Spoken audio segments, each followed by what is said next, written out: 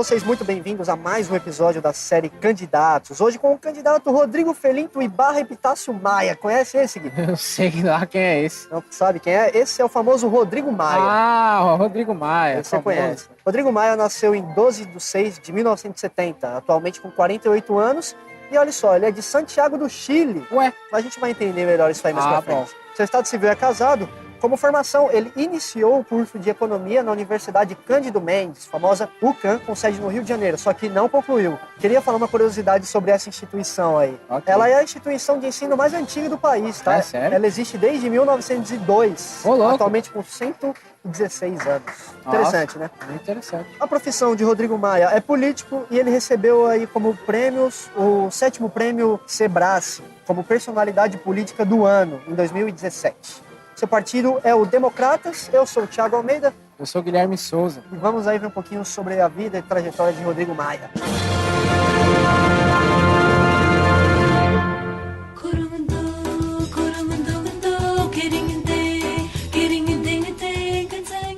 Vamos falar um pouquinho sobre a trajetória de Rodrigo Maia. Vamos. Rodrigo Maia, como dito no começo do programa, nasceu em 1970 na cidade de Santiago, no Chile. Filho de César Epitácio Maia e Mariângeles Ibarra Maia. Isso aí. Por que Rodrigo Maia nasceu em Santiago do Chile? Vamos contextualizar. O pai era de qual partido? Partido Comunista Brasileiro. O pai dele pertencia ao PCdoB e foi exilado para o Chile em 1968. O pai foi para o Chile em 68 e entrou para a Universidade do Chile para cursar economia. E estudou, sabe com quem? Junto com José Serra. É isso aí. Em 1972. Nesse meio tempo, ele conheceu a esposa dele e lá eles tiveram os seus gêmeos. Rodrigo Maia tem uma irmã gêmea. E ambos, inclusive o Rodrigo Maia, foram registrados no Consulado Brasileiro. E aí, em 1973, eles se mudam para o Rio de Janeiro. Isso, ele vai para o Rio de Janeiro com 3 anos de idade. Então aí, eles voltam em 73, quando acabou o regime militar. E aí teve aquela festa, quando todos os exilados voltaram. E a família Maia também voltou em 1973 para o Rio de Janeiro. Ele cursou o ensino fundamental e médio no Colégio Santo Agostinho. Em 1989, ingressou na Faculdade Cândido Mendes, no curso de Economia, mas não concluiu, como a gente falou lá no começo do programa. Em 1990, ele começa a trabalhar como analista financeiro no Banco BMG. Em 1993, ele se torna analista financeiro no Banco Icatu. Ele foi trabalhando no banco em 1993 e ficou no banco até 1997. O Banco Icatu não existe mais, porque foi vendido para o Bradesco. E aí, em 1996, ele apoia a campanha de Luiz Paulo Conde à Prefeitura do Rio. Sim, o pai dele também era ligado com o Luiz Paulo Conde e foi quando o Rodrigo Maia teve o primeiro contato com a política, participando ativamente aí e apoiando a candidatura do Luiz Paulo Conde, que foi um candidato lançado pelo pai dele. Por isso que o Rodrigo Maia já se envolveu politicamente, já apoiou, ajudou a eleger Luiz Paulo Conde para a Prefeitura do Rio de Janeiro. Em 1997, é escolhido para ser secretário municipal da Prefeitura do Rio de Janeiro. Foi o mais jovem secretário da história do Rio de Janeiro. Como secretário, ele cria a Secretaria Especial de Trabalho e Projeto de Cidadania para Famílias Carentes e tornou legítimo os 30 dias de férias para os empregados domésticos. Interessante. Lembrando aqui, o Gui falou que ele foi indicado o mais jovem secretário municipal da Prefeitura do Rio de Janeiro. Lembrando que aqui, em 1997, ele tinha 27 anos, realmente jovem. Em 1998, ele deixa o cargo para se candidatar a deputado federal pelo PFL, Partido da Frente Liberal. Abre aspas. Tornar o Estado brasileiro mais barato e mais simples. Fecha aspas.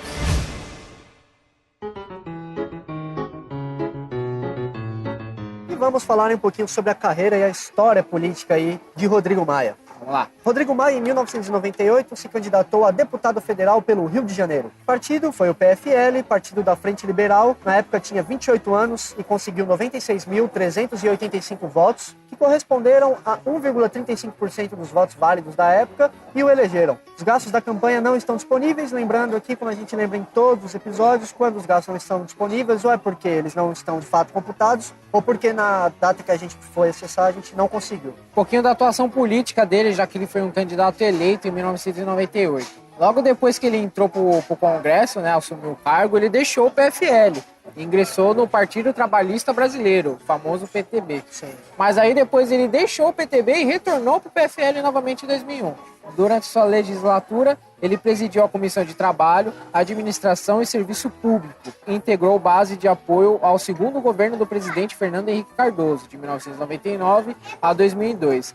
Nas votações constitucionais propostas por esse governo, votou a favor da Lei da Responsabilidade Fiscal, que estabelecia limites de gastos para a União, estados e municípios e da prorrogação da contribuição provisória sobre a movimentação financeira do CPMF, criado anos antes para incrementar o financiamento do setor de saúde. E em 2002, ele se candidatou como deputado federal novamente pelo partido PFL, como o Gui muito bem lembrou, ele voltou ao partido em 2001, e em 2002 ele se candidatou aí pelo PFL. Na época ele tinha 32 anos e conseguiu 118.455 votos, que corresponderam a 1,45% dos votos válidos da época e que o reelegeram. Gastos da campanha também não disponíveis. Em 2002, ele atuou muito em oposição ao governo do presidente Lula, né? Por essa orientação que o partido teve na época, fez com que sua bancada não tivesse muito presente nas votações de peso e interesse do governo, ou votasse contra as propostas encaminhadas ao Congresso. Ele se destacou nas comissões parlamentares de inquérito, as famosas CPIs, que foram muito constantes no governo Lula. Em junho de 2003, assumiu a vice-presidência da CPI do Banestado, Banco do Estado do Paraná, destinado a investigar um suposto esquema de lavagem de dinheiro que teria movimentado 30 bilhões de dólares entre 96 e 99. Em 2004, ele apresentou um requerimento à mesa da Câmara para que o então ministro da Casa Civil, sabe quem? José Dirceu, do Partido dos Trabalhadores, o PT, considerado o homem forte do governo Lula, fosse ouvido pelos parlamentares em face das suas acusações que recairiam sobre o seu assessor, Valdomiro Diniz, referente a uma suposta intermediação feita por ele entre os candidatos que o assessoravam e os bicheiros, na contravenção para que a obtenção de recursos financeiros para suas campanhas. E aí, em 2006, ele se recandidata a deputado federal pelo Rio de Janeiro. Partido ainda o PFL, Partido da Frente Liberal, à época tinha 36 anos e conseguiu 86.162 votos, que corresponderam a 1,45% dos votos válidos da época, e o reelegeram. Mais uma vez, gastos da campanha não disponíveis. Em 2006, ele votou contra a CPMF, ele foi presidente da Comissão de Trabalho, Administração e Serviço Público e integrou como membro titular a Comissão de Constituição e Justiça e de Redação, a Comissão de Legislação Participativa, a Comissão de Finanças e Tributação, a Comissão de Seguridade Social e Família e a Comissão de Ciência e Tecnologia, Comunicação e Informática. E em 2010, ele se candidata mais uma vez a deputado federal pelo Rio de Janeiro, só que dessa vez pelo DEM. Olha só. Partido chamado DEM, que é o Democratas. Na época tinha 40 anos e conseguiu 235.111 votos, que corresponderam a 2,97% dos votos válidos da época e o deixou em terceiro lugar, reelegendo mais uma vez. Gastos da campanha foram arrecadados R$ 1.943.884,67. Foram gastos R$ 1.936.582,99, que deixou de sobra aí R$ 7.301,68. O que dá para fazer com R$ 7.301,68 em 2010? 2010 estava começando a ruir, né? Dava para comprar uma casa na praia e construir um empreendimento, se é que você me entende. Ah, muito bom. Em 2010, ele atuou nas comissões especiais da Câmara destinadas a debater assuntos como o sistema financeiro e tributário, as parcerias público-privadas, as famosas PPPs. É isso aí. Em 2012, ele se candidata para a prefeitura da cidade do Rio de Janeiro, no Rio de Janeiro. Partido ainda o DEM, Democratas. Na época tinha 42 anos e conseguiu 95.328 votos, que corresponderam a 2,94% dos votos válidos da época e o deixou em terceiro lugar. Os gastos da campanha foram: receita, foram R$ 6.450.000. Despesas foram R$ 6.431.261,13, que deixou de sobra R$ 18.738,87. O que dava para comprar um PlayStation 4 na época. E essa foi a primeira derrota conhecida pelo Rodrigo Maia, né? Parece que ele perdeu aí as eleições. Isso é verdade. E aí, indo para a última atuação política dele recente, em 2014, ele se candidatou mais uma vez a deputado federal pelo Rio de Janeiro, partido ainda o DEM, o Democratas. Na época tinha 44 anos e conseguiu 53.167 votos, que corresponderam a 0,69% dos votos válidos da época, mas mesmo assim o reelegeram. Gastos da campanha não disponíveis. Lembrando que ele deixa o mandato de 2010 para disputar a prefeitura de 2012 2012, perde e volta ao seu mandato e aí disputa a reeleição em 2014. Aqui é muito triste porque nós não temos os gastos da campanha. Seria muito importante mais adiante a gente ter os dados da campanha, mas infelizmente eu tentei durante vários dias, eu tentar acessar o site, existem os dados, sim, mas o site está inacessível. O link do site está aí no dossiê, caso você queira tentar por sua conta, é recomendável, porque tem muitos números importantes lá. Sim. E aí esse foi o último mandato e o mandato atual, né, do deputado Rodrigo Maia. Vamos falar um pouco da atuação dele, lembrando que ele é o atual presidente da Câmara dos Deputados, ele ainda está atuando politicamente. Mas vamos falar um pouquinho só das coisas que já foram feitas até então. Ele sempre trabalhou junto com a equipe econômica dentro do governo Temer. Ele participou dos projetos e da aprovação da PEC do teto dos gastos públicos, da reforma educacional, da lei da terceirização e da reforma trabalhista, abre aspas. Precisamos construir um país onde o diálogo prevaleça. Fecha aspas.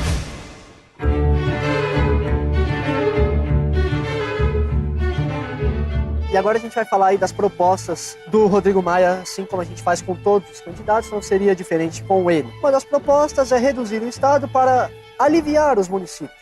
Não é um novo pacto federativo. Não explicitamente. Justamente porque a gente tem uma conta para pagar e a gente não pode diminuir os encargos e a contribuição que a gente tem dos estados e dos municípios. Então primeiro nós pagamos a conta, e depois a gente vê como faz para reduzir. É mais ou menos isso que o Rodrigo Maia quer dizer. Exatamente. Lembrando que a gente tem aqui um episódio sobre a Vera Lúcia, qual ela dá uma proposta muito interessante para pagar a dívida pública. Vale muito a pena dar uma ouvida. A outra proposta seria controlar o déficit da Previdência, que é muito importante, né? Como o Gui já disse em outros episódios, o próximo presidente vai ter que lidar com essa situação e ele vai ter que saber o que fazer da melhor maneira. Universalizar o saneamento básico também é uma outra proposta. Basicamente, terminar o saneamento básico, garantir o saneamento básico para todo o país, que, segundo os cálculos dele, custa 200 bilhões. É importante lembrar que, fora ele, só tem mais um candidato, que eu deixo aí nas mãos de vocês, para procurar, que falou também sobre saneamento básico. Isso aí é uma coisa muito importante, a gente ainda tem muitas famílias que vivem sem saneamento básico. Então, e é uma coisa importante que você muda o saneamento e muda quase tudo na vida. Exatamente. Bom, qualidade de vida, saúde, principalmente.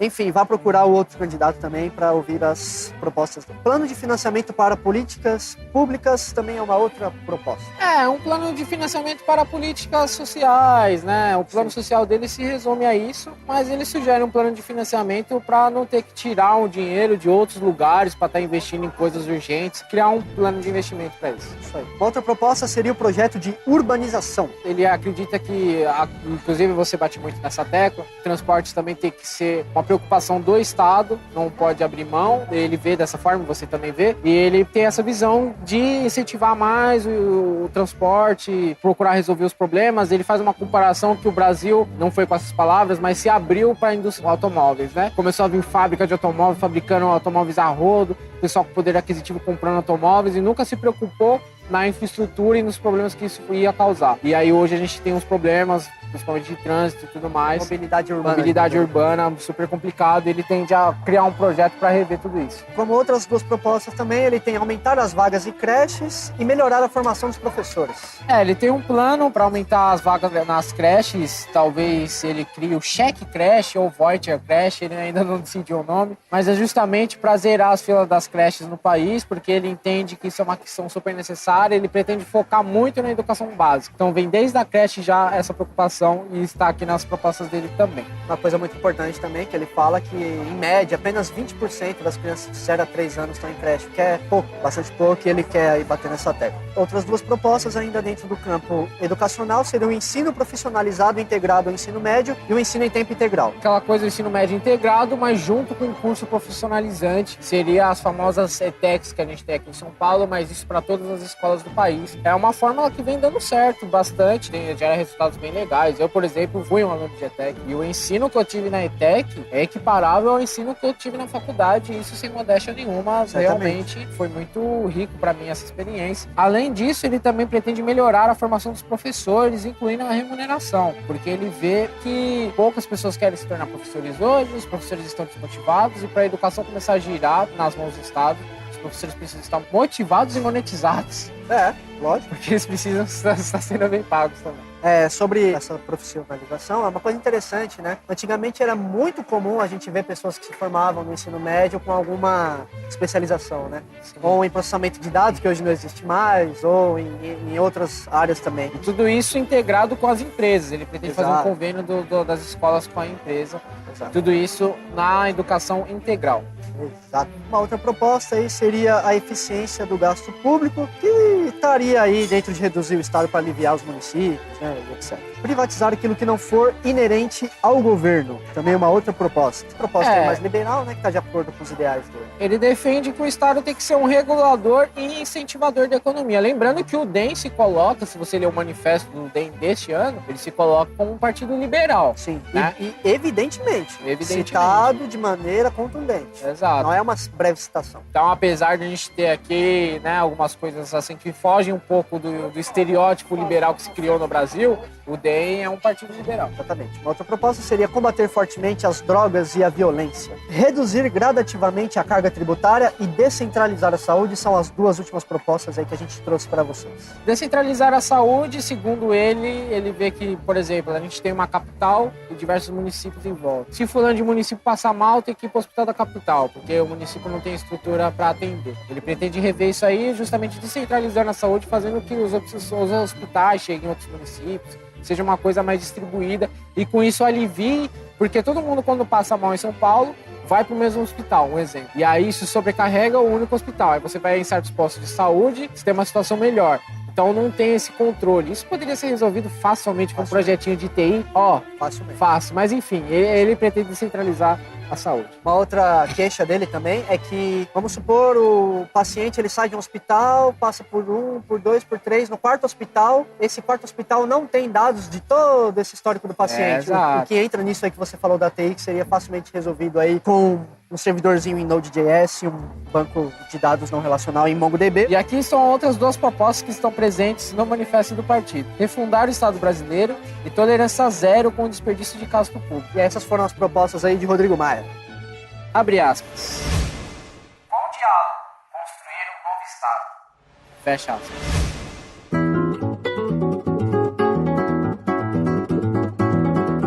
E agora a gente entra no bloco das polêmicas. Lembrando que a gente faz isso com todos os candidatos, com o Rodrigo Maia não seria diferente. E vou já adiantar aqui que ele acumula muitas polêmicas. E a gente, sempre preocupado com as fake news, inclusive nas eleições de 2018, fizemos um episódio sobre Fact Check, que está aí no nosso site, no nosso feed do podcast também. Deem uma olhada lá, muito interessante. Mas surgiu uma fake news na época que o Rodrigo Maia foi eleito presidente da Câmara dos Deputados, uma vez que já existiu o governo golpista de Michel Temer, segundo muitos. O Rodrigo Maia venceu as eleições e muita gente levantou notícias falsas dizendo que o Rodrigo Maia não poderia assumir o cargo porque na Constituição está previsto que somente pode ser presidente de qualquer cargo eletivo, incluindo o cargo de presidente da Câmara dos Deputados, brasileiros natos nascidos no Brasil. Certo. Só que é uma fake news, por quê? O Brasil reconhece dois tipos de nacionalidade. Sim. Em latim, eu vou tentar ler aqui. Jus sanguinis, ou seja, se você é filho de brasileiro, se seu pai só ou sua mãe só é brasileira, você já é brasileiro. O Brasil reconhece isso. E jus soli, se você nasce em território brasileiro, mesmo que seu pai e sua mãe não sejam brasileiros, você já é considerado brasileiro nato, sem diferenciação entre os outros brasileiros. Além disso, como a gente já ressaltou, Rodrigo Maia foi registrado no consulado brasileiro em Santiago, no Chile.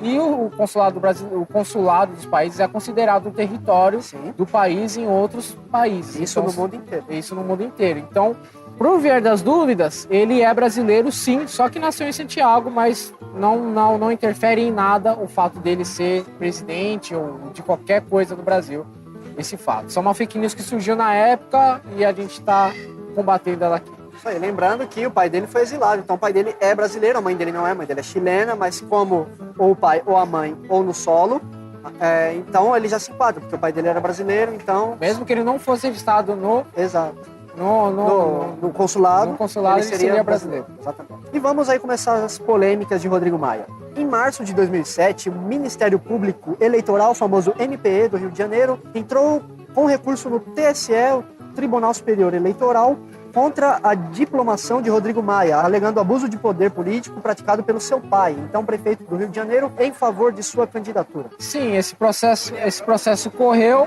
mas teve um resultado favorável ao Rodrigo Maia e já é um caso passado. Uma outra polêmica seria a farra das passagens, segundo a Folha. Em abril de 2009, uma reportagem da Folha de São Paulo denunciou o abuso indevido de passagens aéreas por deputados e senadores. Nome de familiares de Rodrigo Maia na lista de bilhetes aéreos foram divulgados pela reportagem. Rodrigo Maia respondeu o seguinte, abre aspas para ele. Tratava-se de viagens que o trabalho e o passeio coincidiram. Fecha aspas. Rodrigo Maia também é indicado na Lava Jato. Olha só. Aqui vou me prolongar um pouco, porque eu vou tentar dar o maior número de detalhes possível. Porque a gente sabe que a Lava Jato é uma das maiores investigações, acho que é a maior, né? Quiçá a maior investigação, não só do nosso país, quanto do mundo. Através de conversas por celular entre Maia e Léo Pinheiro, que é ex-empreiteiro do Grupo OAS, o mesmo do triplex do Lula, aqui só para lembrar, a Polícia Federal afirma que houve indícios de corrupção passiva e lavagem de dinheiro e que Maia teria feito, entre aspas, favores políticos para a empreiteira através de emenda de uma medida provisória que criava regras de aviação regional, regras iguais de tributos para aeroportos públicos e privados, para agraciar a construtora. Acredita-se que Maia teria recebido, através de 4 doações, o valor de R$1 milhão, que foram repassados para a campanha de César Maia, que é o seu pai, para disfarçar aí todo o movimento do dinheiro. Lembrando que ele é indicado, ainda não está sendo investigado, porque a decisão de abrir a denúncia fica a cargo do Ministério Público Federal por conta do foro privilegiado que o Rodrigo Maia tem. Lembrando que entre 2013 e 2014, que foi o ano que ele foi indicado de fazer esses, entre aspas, favores políticos, ele foi eleito presidente da Comissão de Viação e Transportes. Olha só, hein? Então, casa o verbo aí, né? No caso, casa é suspeito. Sobre isso, o Rodrigo Maia diz o seguinte: nunca recebeu vantagem devida para apreciar qualquer matéria na casa. Ainda ressaltou que, ao longo dos seus 5 anos de mandato de deputado federal, sempre votou de acordo com a orientação da bancada ou com a própria consciência. Uma outra polêmica seria uma denúncia feita pela Procuradoria-Geral da República, a famosa PGR. Em 15 de março de 2017, documentos liberados pelo STF acusam Maia de ter pedido e recebido propina no valor de R$600 mil, além de outros recursos ainda não contabilizados da Odebrecht. Uma outra polêmica aí seria Caixa 3. Interessante, Guilherme. Você já tinha ouvido falar no termo Caixa 3? Rapaz, eu já fiquei espantado de ter 2. Pois é, já ouvi falar no Caixa 2. Caixa 3 é a primeira vez que eu ouço falar. A Polícia Federal encontrou doações em campanhas de Maia, sendo que em 2010, R$389 mil, 20 mil da Praia Mar e 80 mil da Leirós, para o Diretório Fluminense do Partido Democratas. Aí.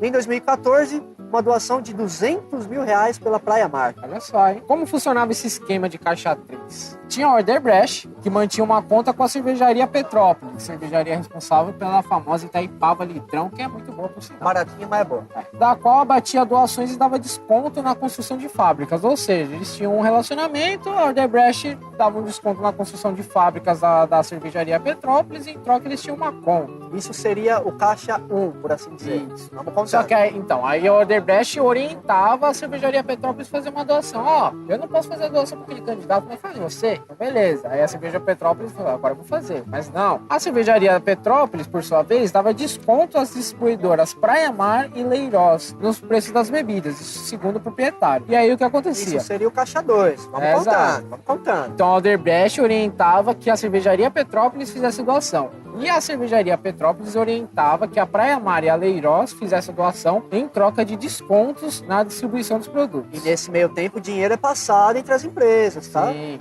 Não de maneira direta, mas por favorecimento. Exatamente. A Praia Mar e a Leirós, por sua vez, doava a políticos com o objetivo de ganhar reconhecimento e agia de boa fé, segundo o dono. Mas é verdade, ela é só a ponta. Se não tivesse cervejaria Petrópolis e Odebrecht por trás, e só a Praia Mar e a Leirós tivesse feito a doação, tudo ok. Mas o que acontece é o seguinte, para fechar o ciclo, a Odebrecht falava, cervejaria Petrópolis, dá um dinheiro lá. A cervejaria Petrópolis falava, beleza. Praia Mar, dá um dinheiro lá para nós. Praia Mar falava, beleza. Ia lá e doa pro político. E isso é fato, porque está presente nas doações do Rodrigo Maia nas eleições de 2014, da qual nós não conseguimos os dados, mas segundo a Folha, existem esses dados lá, que consta a doação da Praia Mar e da Leirós. Todo esse esquema está presente na Folha de São Paulo. Exato, e consolida aí o Caixa 3, todo esse fluxo aí que o Gui acabou de explicar pra gente. Numa nota da assessoria de imprensa dele, abre aspas. Maia reitera que confia na justiça e está à disposição das autoridades, pois tem interesse que tudo seja esclarecido com a maior brevidade possível.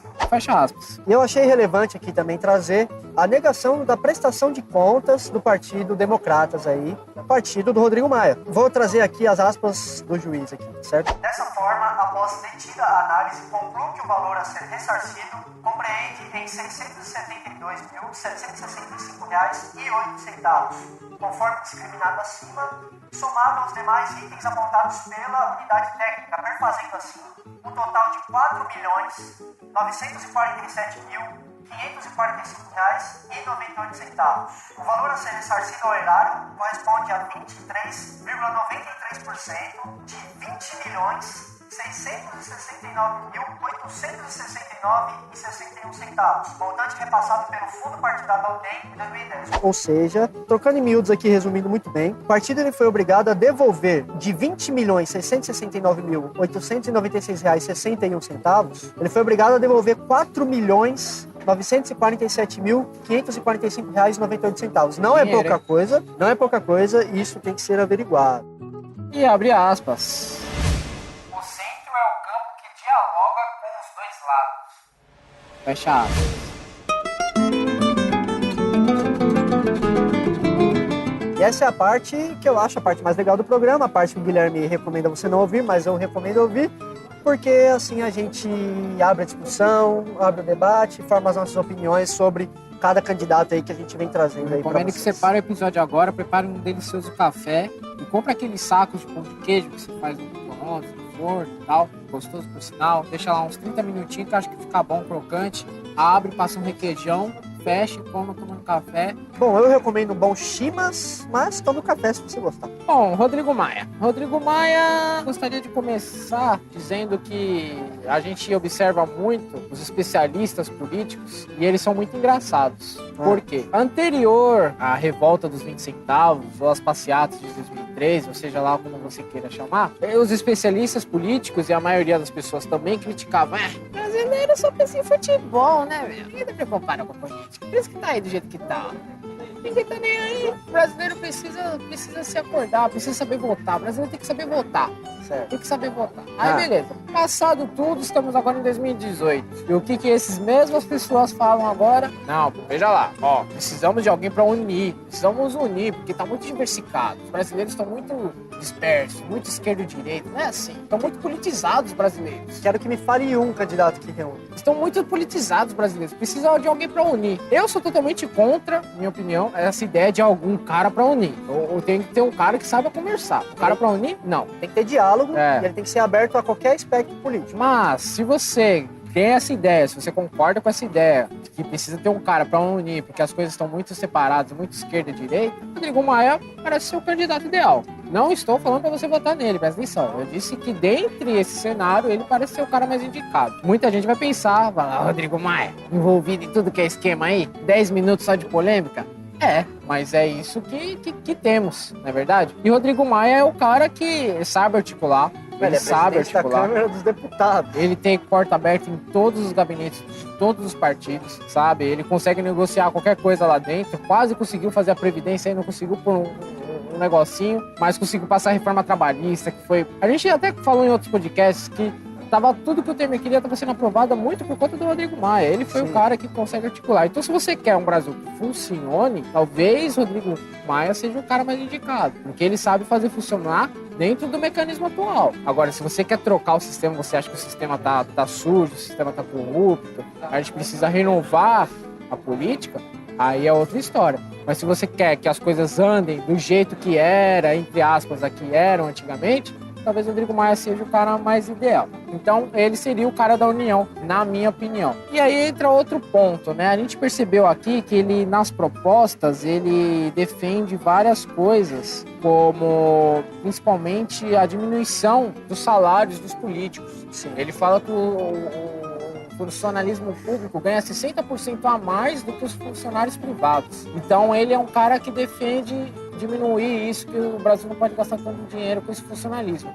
Mas aí todo mundo vai olhar e falar, mas ele é corrupto. Pois é, não tem respaldo. Mais ou menos, porque a gente tem que saber diferenciar. Ele está sendo acusado por coisas de de corrupção no que diz respeito a ter dinheiro para suas políticas, para sua carreira política, no caso, para suas eleições. Ele está sendo acusado de conseguir recursos fora do padrão, fora da lei, para suas campanhas. E ele está sendo acusado também por utilizar passagens devidas e por um esquema de caixa 3 pelo dinheiro que vinha para a campanha dele. Nada que envolve, até o que a gente viu, algo que seja realmente que contradiza isso. Sim, só o fato de ele ser corrupto contradiz muita coisa, sim, mas se a gente for avaliar friamente, não. É a mesma coisa que eu falar que você cometeu um crime, sem querer atropelou alguém, porque ele dirigiu bêbado, e eu não deixar você fazer, nunca mais trabalhar na vida. Tipo, são coisas que não têm correlação, sim, mas a imagem você vai carregar para sempre. Então, é isso que eu tenho sobre Rodrigo Maia. Legal, já vou começar pegando disso aí que você falou sobre o funcionarismo público, né? Então pega.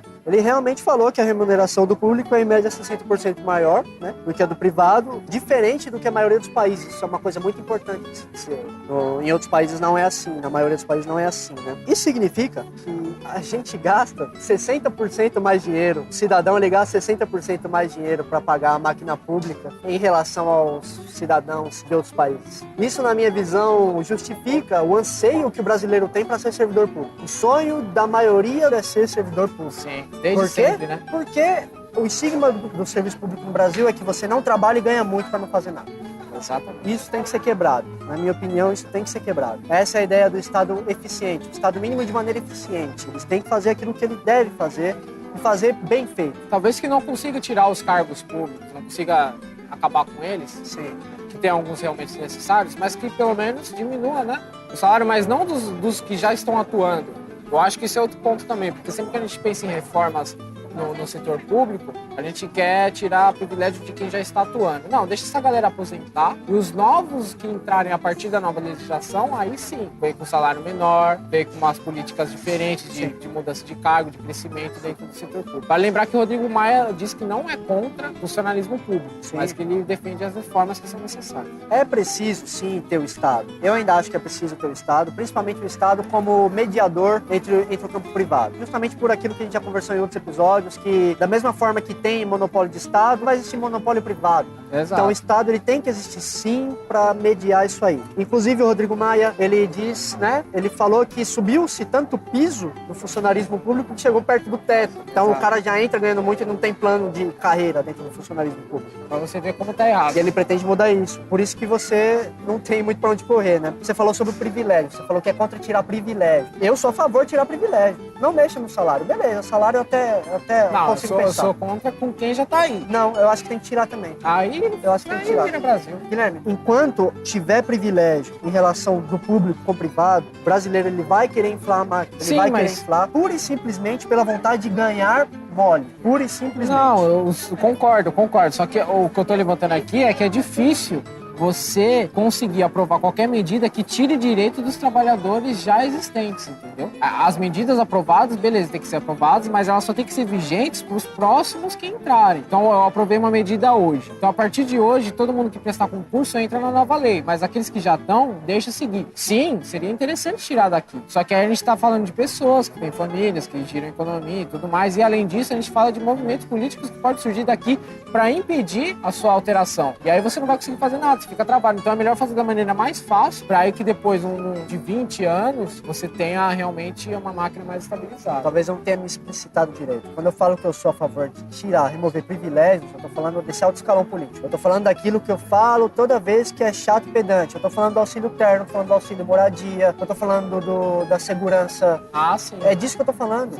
Porque quem tá lá em cima tem que ter essas coisas que quem tá aqui embaixo, mesmo dentro do serviço público, não tem. Então, entendeu? Mas isso que eu tô da mesma maneira, isso geraria problema com os trabalhadores já existentes. Tanto que existiu aí a revolta dos juízes, porque iam tirar o auxílio, não sei o quê, e viu do que deu. Mas eu acho necessário, só que eu acho difícil. Eu acho difícil, mas a mudança necessária nunca é fácil. A minha opinião é essa. Quando a gente quer mudar de emprego, não é fácil tomar a decisão de sair do conforto que a gente está para entrar na dúvida de poder ou não ter um emprego. Mas a gente eventualmente faz. Então por que a pessoa que rege o país não pode começar a pensar nisso? Essa é a minha opinião. Eu entendo a sua opinião, mas essa é a minha. Tem aqui uma coisa muito importante, né? Ele fala sobre aumentar a arrecadação previdenciária sem mexer em salários, ou seja, aumentando o tempo de trabalho. Isso é uma coisa muito polêmica, porque a gente sabe que tem lugares do país que a expectativa de vida é muito próxima, se não menor, ao tempo mínimo de trabalho que essa nova previdência quer passar, né? Isso que ele fala me preocupa nesse sentido. Ele vai defender a previdência que estava para ser aprovada aí. E essa previdência não dá certo. Exato, é isso que me preocupa. Essa verdade verdadeira é essa. Na minha opinião, é muito necessário se tomar cuidado com o Maia. Muito necessário. Por quê? Porque ele vem com uma proposta com esses requintes liberais, né, que estão sendo sim necessários, na minha opinião, estão sendo sim necessários para a economia e para o Estado brasileiro. E com esse requinte aí liberal, também vem de oratória, né, misturado com uma posição firme. Né? Ele é muito firme nas posições dele nos debates, né, nas sabatinas, etc.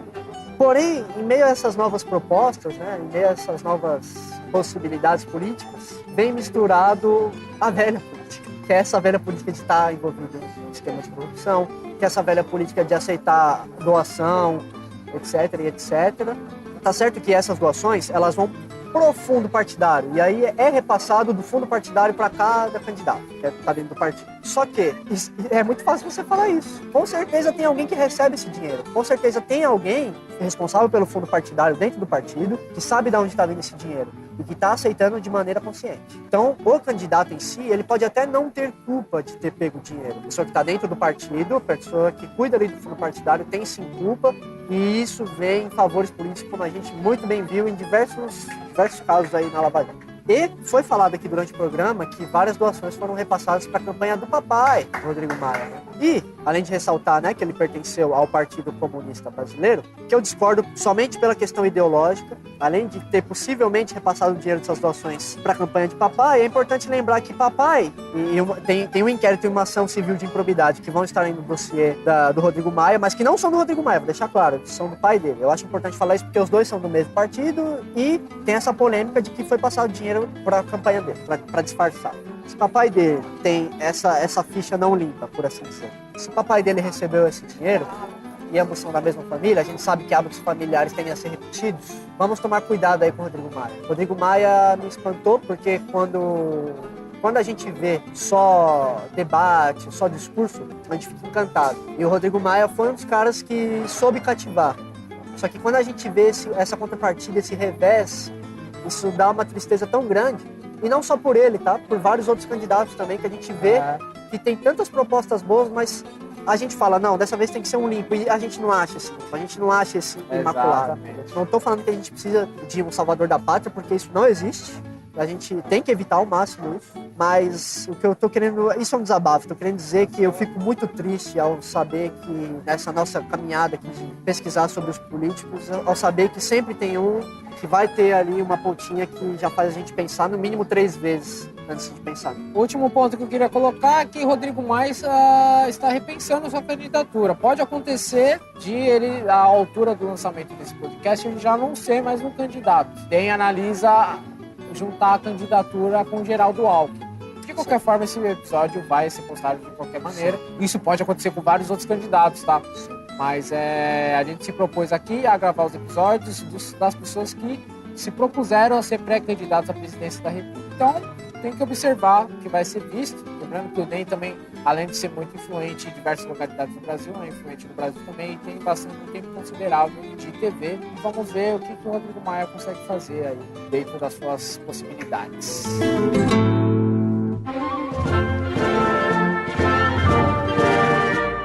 E acaba aqui mais um episódio da série Candidatos, hoje aí do Rodrigo Maia. Ficou triste? Se eu fiquei triste? Ficou triste, chorou? Ah, uma mistura de bolado com inconformado.